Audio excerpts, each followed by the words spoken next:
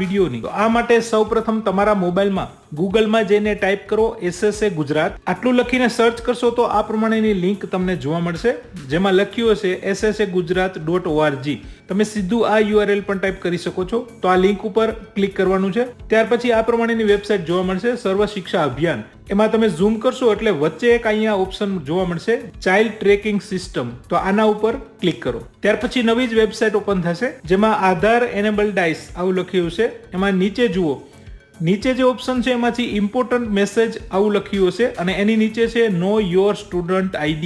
આના ઉપર ક્લિક કરો. થોડું ઝૂમ કરવું પડશે મોબાઈલમાં. ઝૂમ કરશો એટલે આ પ્રમાણેના ઓપ્શન મળશે. એમાં 3 રીતે આપણે વિદ્યાર્થીના UDAS કોડ મેળવી શકીએ છીએ, જેમાં પહેલું છે વિદ્યાર્થીની વિગત આપીને, બીજું છે વિદ્યાર્થીના નામની વિગત આપી અને ત્રીજું છે આધાર કાર્ડ નંબર ઉપરથી. તો આપણે લાસ્ટ અહીંયા જે આધાર નંબર લખ્યું છે એના ઉપરથી આપણે UDAS કોડ મેળવવાનો છે. તો અહીંયા વિદ્યાર્થીનો આધાર કાર્ડ નંબર લખવાનો છે, ત્યાર પછી સર્ચ ઉપર ક્લિક કરવાનું છે. તો મેં વિદ્યાર્થીના આધાર કાર્ડ નંબર લખ્યા છે, ત્યાર પછી હવે સર્ચ ઉપર હું ક્લિક કરું છું.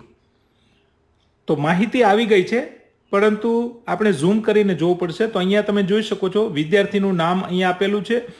સાઈડમાં સ્ક્રીન કરશો એટલે તમને અહીંયા તમે જોઈ શકો છો ચાઇલ્ડ UID કરીને અહીંયા નંબર આપણને ડિસ્પ્લેમાં જોવા મળે છે.